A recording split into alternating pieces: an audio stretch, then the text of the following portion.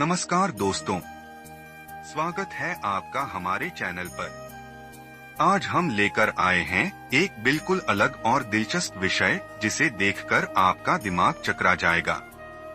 तो तैयार हो जाइए, क्योंकि हम जाने वाले हैं एक अद्भुत रहस्य की ओर जो शायद आपने पहले कभी नहीं सुना होगा। हम सभी जानते हैं कि इंसान की मृत्यु के बाद हर जीव को यमलोक के रास्ते से गुजरना पड़ता है, जहां उसे अपने जीवन में किए कर्मों का फल मिलता है। लेकिन केवल वे ही इस रास्ते से गुजरते हैं जिनकी आत्माओं को इस रास्ते से गुजरना पड़ता है और यम की सभा में जाना पड़ता है और वहां धर्मराज द्वारा अपने जीवन काल में किए गए कर्मों का फल मिलता है। लेकिन क्या आप जानते हैं कि मृतक की आत्मा को यमलोक के रास्ते को पार करके यम के द्वार तक जाना पड़ता है, जो बहुत भयानक होता है। आज हम हिंदू धर्म के गरुड़ पुराण में वर्णित यमलोक के मार्ग के बारे में चर्चा करने जा रहे हैं।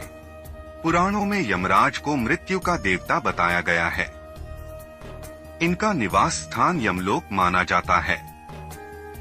आइए जानते हैं कहां और कैसी है मौत के देवता की नगरी। यमलोक में यमराज का एक विशाल महल है जिसे कालित्री के नाम से जाना जाता है। यमराज अपने राजमहल में विचारभू नामक सिंहासन पर विराजमान हैं।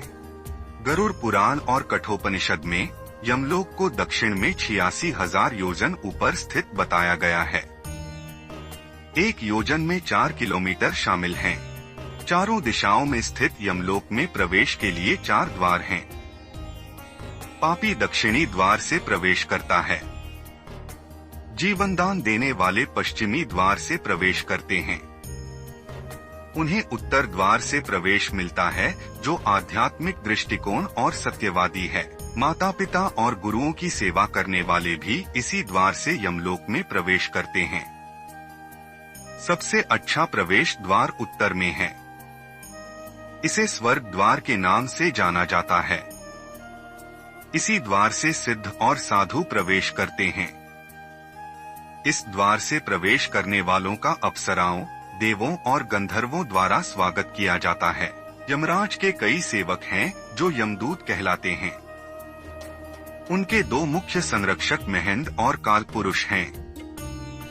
इसके अलावा 4 आंखें और चौड़े नथुने वाले 2 कुत्ते यमलोक की रक्षा करते हैं। यमलोक में चित्रगुप्त का घर है, जो यमराज के सहायक हैं। चित्रगुप्त के घर से 20 योजन यानी 80 किलोमीटर दूर यमराज का महल स्थित है। यमलोक में पुष्पोदक नामक नदी बहती है। इस नदी का पानी साफ और ठंडा है। नदी के किनारे सुंदर हैं और छायादार वृक्ष भी। यमलोक की यात्रा के दौरान आत्मा को यहाँ कुछ देर आराम करने का मौका मिलता है।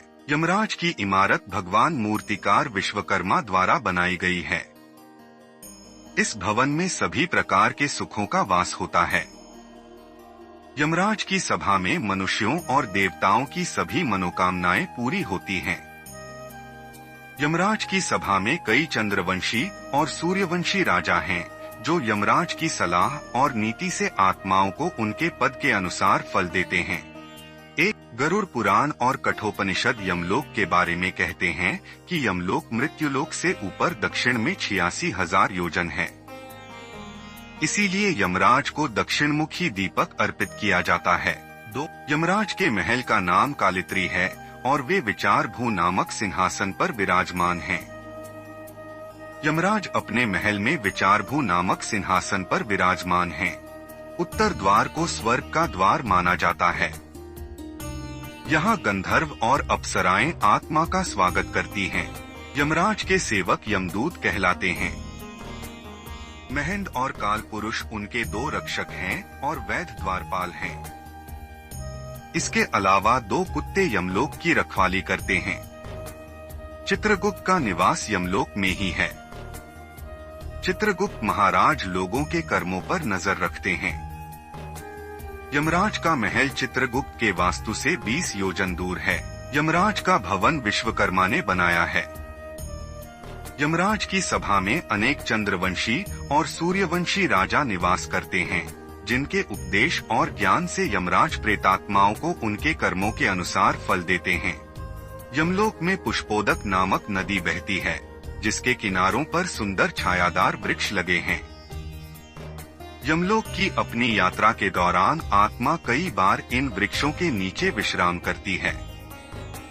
इस स्थान पर आत्मा को पितरों द्वारा तर्पण और पिंडदान मिलता है। यमलोक कौन जाता है?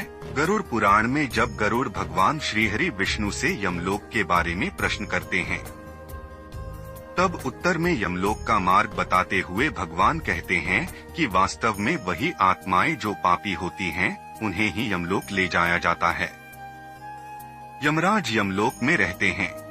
दया, दान आदि पुण्य कर्म करने वाली आत्माएं स्वर्ग को प्राप्त होती हैं। जब पापी की मृत्यु का समय निकट आता है, तब यमराज के दूत उस व्यक्ति के पास आते हैं और जैसे ही आत्मा शरीर छोड़ती है, यमदूत आत्मा को यमलोक ले जाते हैं। यमदूतों का रूप बहुत ही भयानक है। वे बहुत ही डरावने दिखते हैं और आत्मा को यातनाएं देकर यमलोक ले जाते हैं। अर्थात पाप आत्माएं शरीर छोड़ते ही कष्ट भोगने लगती हैं। यमदूत जिस मार्ग से आत्मा को यमलोक ले जाते हैं, वह भी अत्यंत भयावह और पीड़ादायक है। इन रास्तों पर आत्मा को सुकून देने वाला कुछ भी नहीं मिलता। इन सड़कों पर भीषण गर्मी पड़ती है। पानी की एक बूंद और पेड़ की छाया, कुछ नहीं। रास्ता पिघला हुआ लावा सा गर्म है, कांटों से भरा है और जमीन आग की तरह गर्म है। रास्ते में मिलने वाली यातनाओं के कारण आत्मा को अपने परिजनों की बहुत याद आती है और वह भावनाओं से अभिभूत हो जाती है। इस तरह के कष्टों को सहते हुए आत्मा अंत में यमलोक पहुंचती है। यह वर्णन नरक के मार्ग की पीड़ा और आत्मा के संघर्ष को दर्शाता है। यह वैदिक और पुराणिक कथाओं में वर्णित उन कठिनाइयों को दर्शाता है जिनसे आत्मा को गुजरना पड़ता है जब वह अपने कर्मों का फल भोगने के लिए यमलोक की ओर बढ़ती है।